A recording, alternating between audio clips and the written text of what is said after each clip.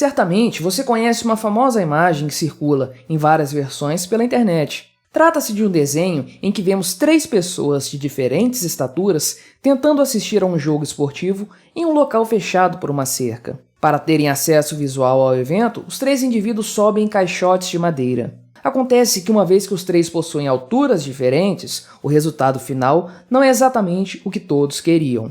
Afinal, uma das pessoas acaba por não conseguir assistir ao jogo.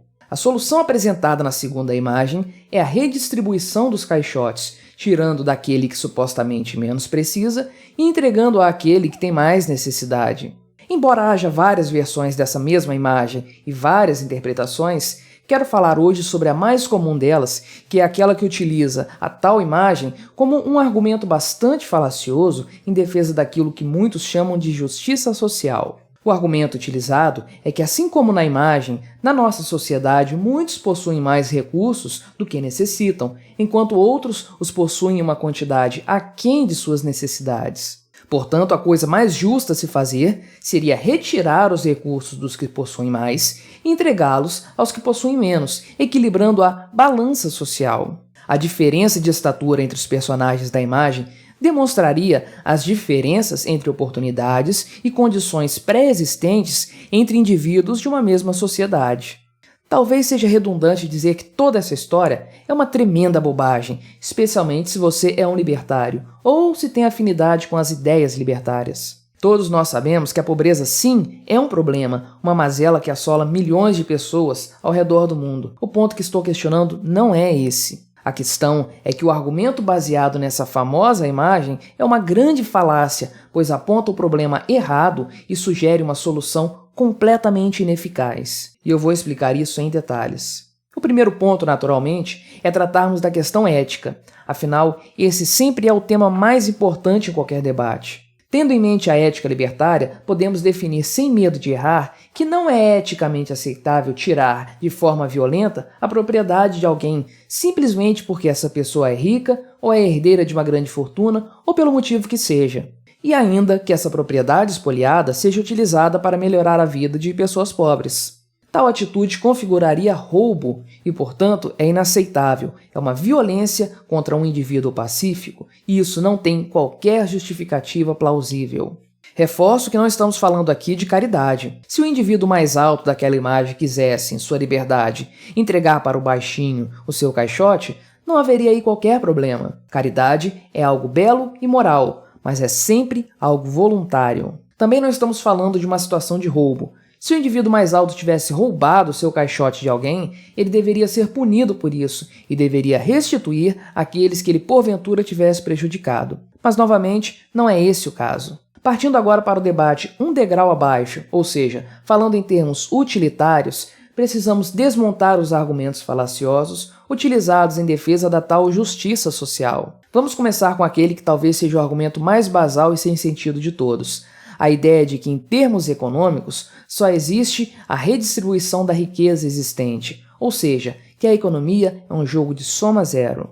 É como se não houvesse geração de riqueza, e que se alguém tem uma necessidade ou sofre com a pobreza, a única alternativa viável é tirar a riqueza dos mais ricos para dar para os mais pobres. Ora, se a economia fosse mesmo um jogo de soma zero, a humanidade ainda estaria vivendo nas cavernas. Se temos todo o progresso e acumulação de riquezas que temos hoje, é justamente porque a economia é um jogo em que ambas as partes ganham.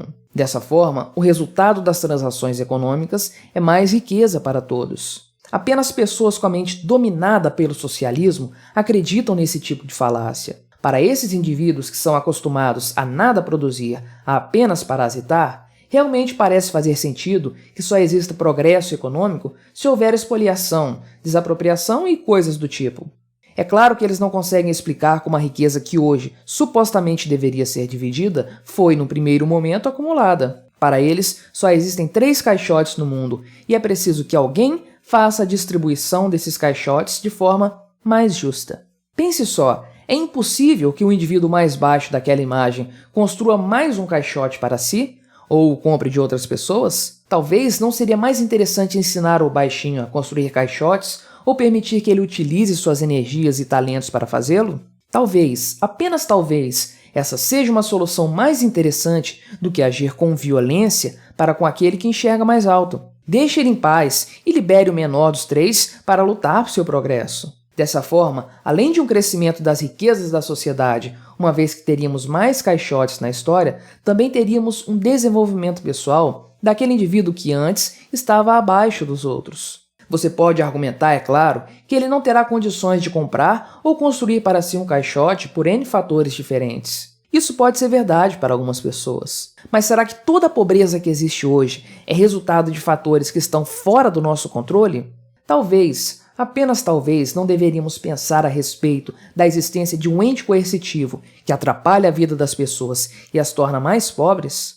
Mas, apenas para fins teóricos, façamos um exercício mental e digamos que, por algum absurdo, a única solução possível para resolver o problema da pobreza, representado na imagem pela estatura insuficiente, seja mesmo distribuir os bens de uma forma mais justa.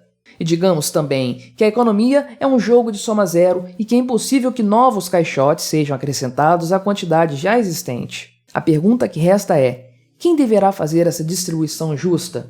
O Estado? Bem, essa geralmente é a resposta que os defensores da tal justiça social dão. Falta-lhes, porém, explicar a relação entre uma coisa e outra. O Estado é a resposta óbvia a essa questão? O que o legitima a ser o promotor da distribuição dos recursos? Em que argumento se fundamenta essa afirmação que, convenhamos, é das mais importantes?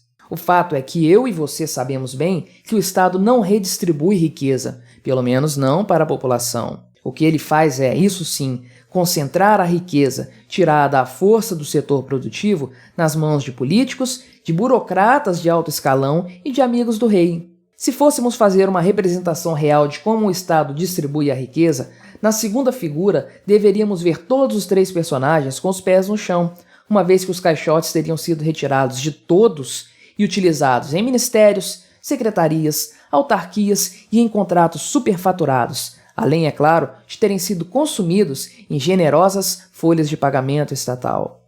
E eis que chegamos ao principal ponto, que poucas vezes é questionado quando olhamos para aquele desenho. E esse ponto é: por que existe, em primeiro lugar, aquela cerca que atrapalha a visão de todos? O que ela representa? Bem, na minha opinião, a cerca representa justamente o Estado e sua burocracia, suas regulamentações, suas inúmeras leis e normas que visam apenas dificultar a atividade empresarial, a contratação de funcionários e a geração de riqueza. Não houvesse aquela cerca, para começo de conversa, e não precisaríamos discutir a quantidade de caixotes. E veja como a situação acaba se tornando inacreditável quando pensamos por esse lado. Pessoas pedem ao Estado, que é o responsável pela cerca que impede a visão daqueles indivíduos, que lhes resolva o problema da falta de visibilidade. Pedir isso é pedir para o causador do problema que dê uma solução para esse mesmo problema.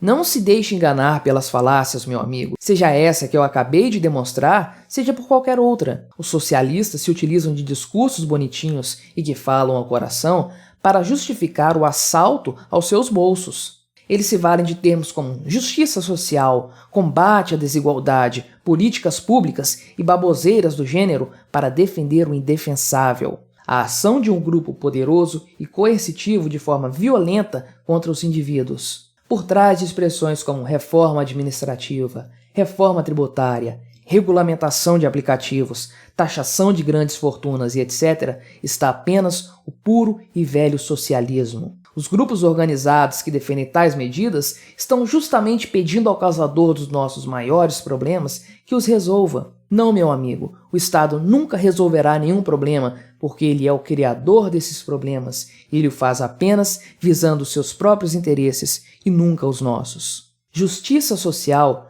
não é justiça, pois ela se baseia na agressão contra a propriedade privada de pessoas pacíficas, utilizando para isso toda sorte de argumentos coletivistas imagináveis. Justiça social é apenas socialismo, e a sua prática é, isso sim, verdadeira injustiça contra os indivíduos.